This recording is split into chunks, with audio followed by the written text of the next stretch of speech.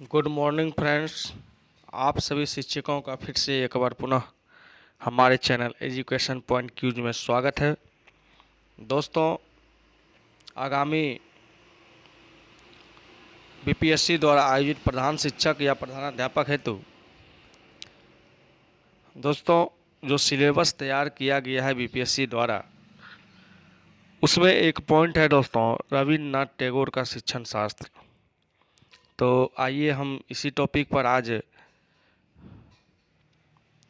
इससे जुड़े प्रश्नों को भी हल करने का प्रयास करेंगे दोस्तों, और तथ्यों को अध्ययन करेंगे ताकि इससे जितने भी जुड़े प्रश्न का सामना हमें करना पड़े तो हम उसे आसानी से हल कर सकें। तो आइए हम लोग सिलेबस के आधार पर आज रविन्द्रनाथ टैगोर के बारे में कुछ अध्ययन करने का प्रयास करें। दोस्तों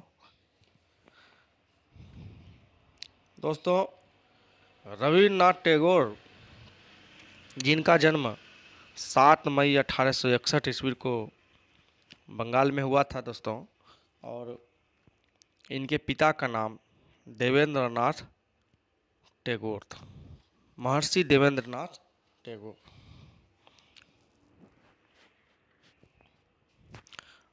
रविन्द्रनाथ टैगोर एक ऐसे महापुरुष थे दोस्तों, जिन्होंने भारत के साथ साथ बांग्लादेश का भी राष्ट्रगान के रचयिता माने जाते हैं दोस्तों।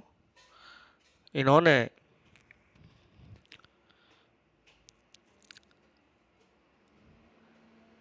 शिक्षण शास्त्र पर भी अपने विचार एवं सुझाव व्यक्त किए हैं। इस तरह रविन्द्रनाथ टैगोर एक दार्शनिक के रूप में भी जाने जाते हैं दोस्तों। महापुरुष के साथ साथ एक दार्शनिक के रूप में भी जाने जाते हैं। तो आइए इनका शिक्षण संबंधी क्या विचार था उसके बारे में हम लोग जानने का प्रयास करेंगे, किंतु उनके व्यक्तित्व, जीवन चरित्र के बारे में भी थोड़ा सा जानकारी अध्ययन करेंगे दोस्तों, क्योंकि कभी कभी बहुत सारे प्रश्न इनसे जुड़े हुए हो सकते हैं। तो आइए हम लोग बारी बारी से सभी तथ्यों को ध्यान में रखते हुए आगे बढ़ें।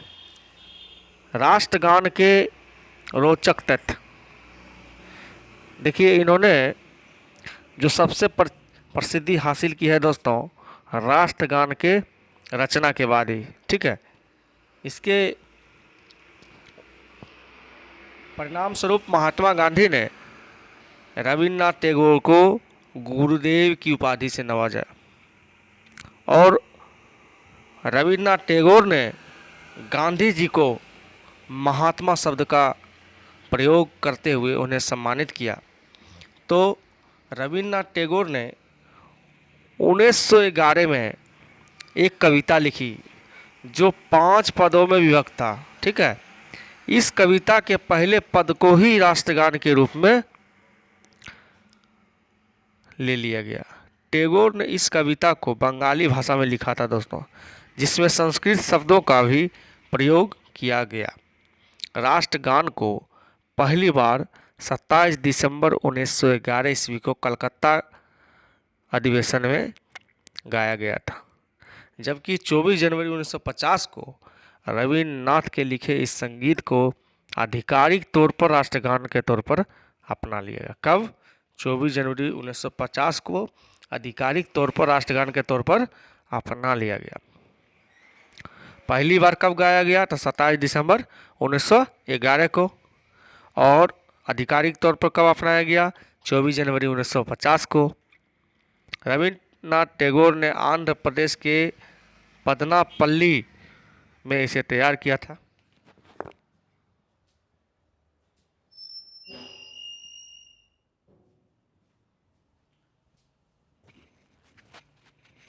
देखिए, इन्होंने कई साहित्य की भी रचना की थी दोस्तों। ठीक है, साहित्य की भी रचना की थी। रविन्द्रनाथ टैगोर ने उपन्यास की भी रचना की थी दोस्तों, जिसमें उन्हें साहित्य के क्षेत्र में दोस्तों गीतांजलि के लिए, देखिए गीतांजलि के लिए इन्होंने 1913 में नोबेल पुरस्कार अर्जित किए थे।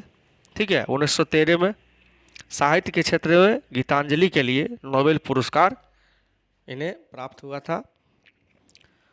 और इन्हें ब्रिटिश सरकार इनसे बहुत प्रभावित भी थे, और जिनके कारण इन्हें नाइटहुड या सर की उपाधि से इन्हें नवाजा गया था। कब? 1915 को, 1915 में। किंतु 13 अप्रैल 1919 ईस्वी को जालियांवाला बाग हत्याकांड नरसंहार के विरोध में इन्होंने उपाधि को वापस कर दिया, है ना। 13 अप्रैल 19 को जो जालियांवाला बाग हत्याकांड हुआ था,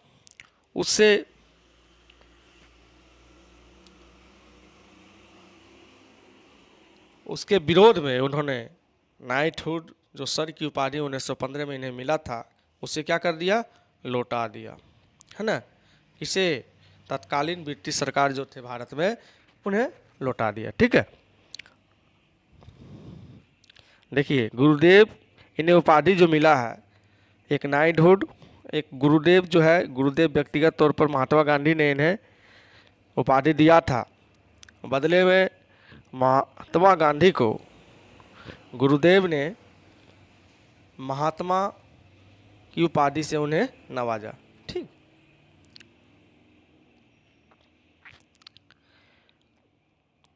देखिए रविन्द्रनाथ टैगोर का शिक्षा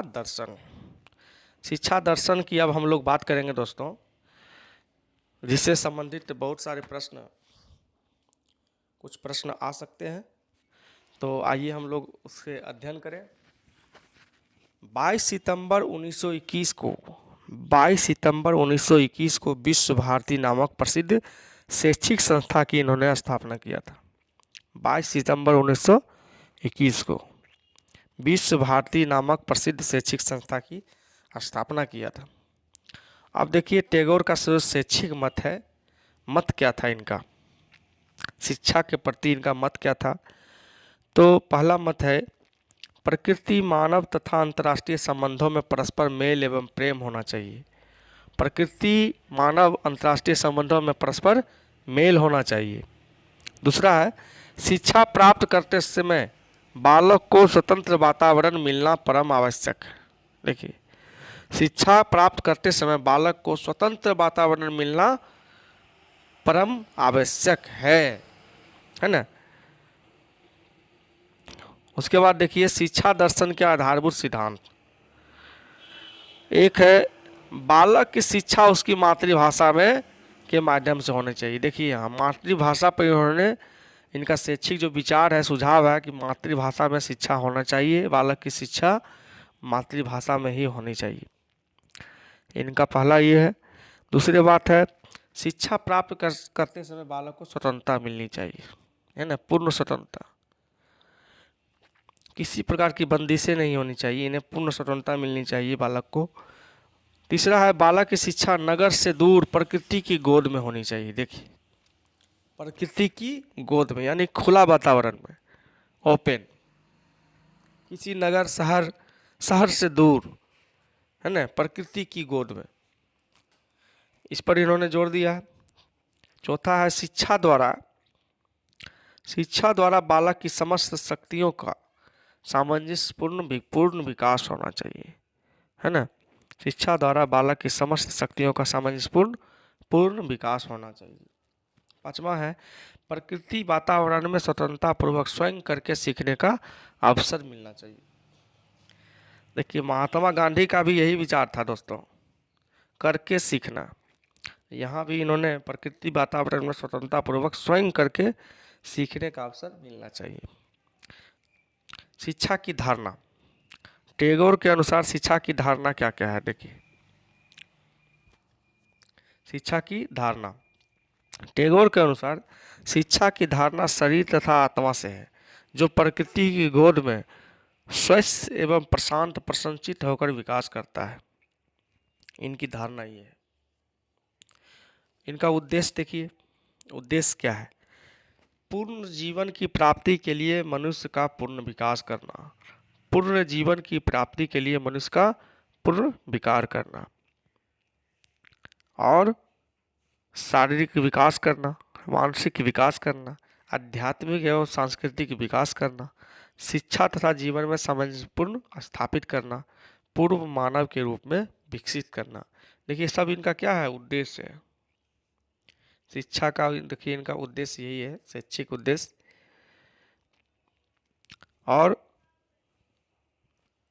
सत्य एवं एकता कायम रखना, है ना।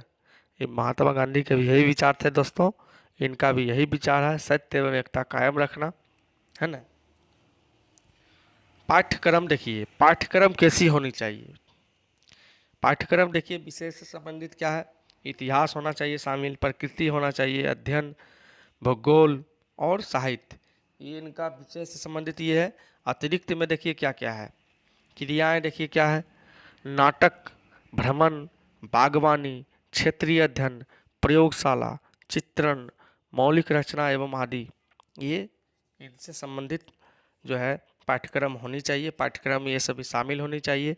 इसके अतिरिक्त क्या है, खेलकूद, खेलकूद से शिक्षा दी जा सकती है। समाज सेवा, स्वशासन, छात्र स्वशासन पर भी इन्होंने जोर दिया है, ठीक है। तो इस तरह से महात्मा गांधी का के जो सिद्धांत हैं और रविन्द्रनाथ टैगोर के जो सिद्धांत हैं दोस्तों, एक दूसरे से कहीं न कहीं मिले जुले हैं। तो रविन्द्रनाथ टैगोर जी के जो शिक्षण विधि हैं, ठीक है, शिक्षण विधि है टैगोर जी का, उनके बारे में देखते हैं। भ्रमण के समय शिक्षण सर्वोत्तम विधि है। देखिए इन्होंने यात्रा शिक्षा पर ज़्यादा जोर दिए हैं कि यात्रा जो कहीं हम भ्रमण करते हैं तो उसके दौरान जो शिक्षा दी जाती है, तो इसीलिए दोस्तों सरकार ने एक योजना चलाई है, परिभ्रमण, ठीक है। साल में एक बार ये योजना हर एक मध्य विद्यालय में ये दिया जा रहा है दोस्तों, परिभ्रमण, जिसमें मुख्यमंत्री शैक्षिक परिभ्रमण जो होता है, तो उसके में उसका मेन उद्देश्य वही है दोस्तों कि भ्रमण के समय शिक्षण जो है क्या है, सर्वोत्तम विधि है, यानी प्रैक्टिकली हम उसको उसके बारे में बतावें, ठीक है। तो इस तरह से इन्होंने प्रकृति की गोद में शिक्षण विधि सर्वोत्तम विधि है। देखिए प्रकृति की गोद में शिक्षण विधि सर्वोत्तम विधि है। जो पहले गुरुकुल में पढ़ाई होती थी दोस्तों, वो एक इसका उदाहरण है कि प्रकृति की गोद में शिक्षण। नेक्स्ट है दोस्तों, टैगोर की नज़र में शिक्षक का स्थान क्या है? देखिए टैगोर के नज़र में एक शिक्षक का क्या स्थान है, उसके बारे में जानेंगे दोस्तों। टैगोर की नज़र में शिक्षक का स्थान क्या है दोस्तों? प्रेम और सहानुभूति पूर्वक व्यवहार करें। हमें बच्चों के साथ प्रेम और सहानुभूति पूर्वक व्यवहार करना चाहिए। दूसरा, शिक्षक पुस्तक आधारित ज्ञान पर कम ध्यान दें। देखिए कह रहा है कि पुस्तक ज्ञान आधारित पर जो है कम ध्यान देना चाहिए तथा नैतिक तथा व्यवहारिक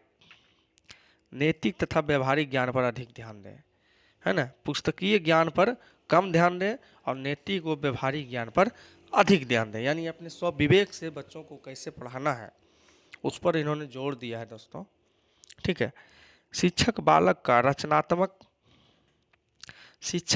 को रचनात्मक कार्य करने के लिए उत्तेजित करते रहे, है ना, रचनात्मक कार्य करने के लिए उत्तेजित करते रहे, जिससे तहत दोस्तों हमारी एक योजना विद्यालय में चल रही है, बाल संसद मीना मंच, जिसके तहत दोस्तों ये सभी हम लोग इसका उपयोग भी कर रहे हैं दोस्तों।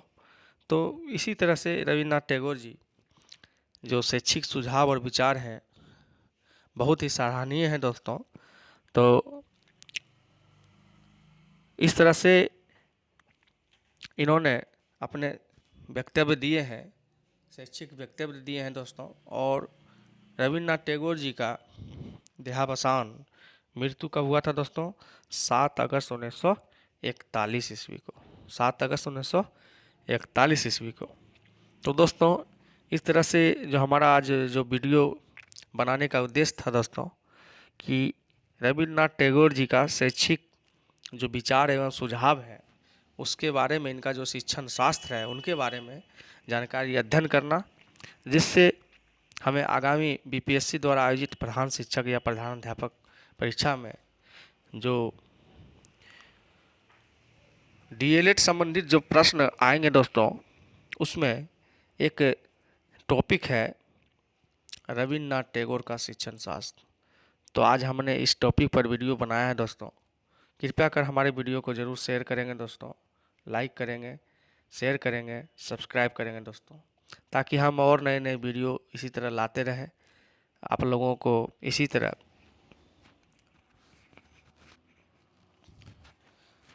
ज्ञान बांटते रहें। और मुझे उम्मीद है दोस्तों कि आप ज़रूर सफल होंगे। इसी मंगल कामना के साथ मिलते हैं नेक्स्ट वीडियो में दोस्तों। धन्यवाद।